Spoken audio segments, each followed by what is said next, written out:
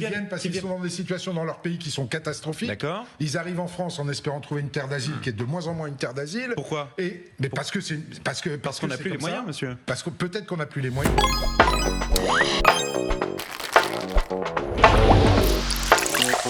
Jusqu'à 9h30 et sur CNews jusqu'à 10h30. Le 7 octobre a changé le monde.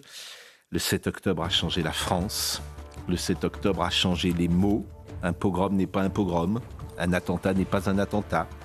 Un terroriste n'est pas un terroriste. Un islamiste n'est pas un islamiste. Les Français de confession juive sont dévastés. La tête à Paris, le cœur brisé à Tel Aviv. Pas la même mode de vie. On ne peut pas les intégrer, on ne peut pas les assimiler aux valeurs de la République. Parce qu'aujourd'hui, la masse, le nombre rend impossible cette intégration qui est souhaitable. Oui, mais on vient de la même civilisation. Un livre, il faut savoir que l'actualité principale de Julien Rochdy, c'est qu'il est papa. Ah oui. Alors, bravo pour ça. Événement. Qu'est-ce que ça fait? Qu'est-ce que ça change dans la vie d'un homme d'être un jeune père? C'est extraordinaire, à part pour le sommeil, parce que j'en manque considérablement. Mais non, vraiment, ma compagne et moi, on se dit tous les jours quel malheur ce doit être pour ceux qui peuvent le faire, mais qui n'en veulent pas, parce qu'ils ont été pollués par l'idéologie actuelle qui...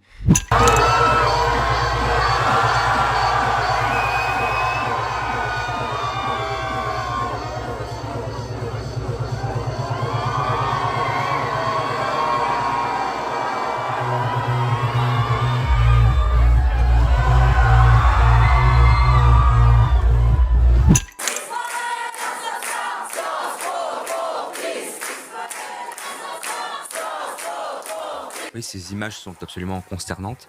À Gaza, vous avez les terroristes armés, et en France, chez nous, dans nos écoles, dans nos universités, vous avez les terroristes de la pensée. Nous ne livrons jamais les secrets des off, comme on dit, mais avant l'antenne, la conversation était déjà très animée.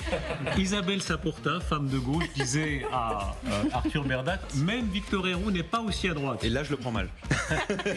Il va te faire virer de chez Valeurs Actuelles à cause de moi. Exactement. Mes amis, imaginez une seule seconde Monsieur Boyard à la justice, Rima Hassan aux affaires étrangères, Madame Rousseau au ministère de l'Intérieur en charge de votre sécurité, et bien sûr, Monsieur Delogu à l'Éducation nationale. Bruno Retailleau, depuis qu'il est rentré en fonction, a décidé d'être de la droite qui ne s'excuse pas, d'être la droite qui n'utilise pas les mots de la gauche pour lui faire plaisir, et d'être la droite qui met le pied dans la porte et pose sur la table des sujets délicats. Marion Maréchal a dit « J'ai entendu des mots réjouissants ». Donc elle parlait bien de la sémantique des mots. C'est du racisme à l'état pur. Qu'est-ce que je dis de racisme? Qu'est-ce que je dis de racisme? Poursuivez-moi. Qu'est-ce que je dis de racisme? Parler des étrangers et dire que c'est la poubelle. Étranger n'est pas une race, monsieur.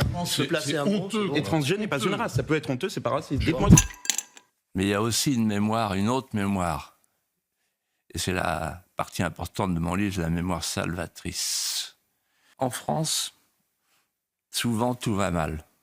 Et puis, il y a toujours une circonstance, une personnalité, un événement, un avènement, quelque chose qui fait que, dans l'histoire de France, de manière inattendue, tout est sauf.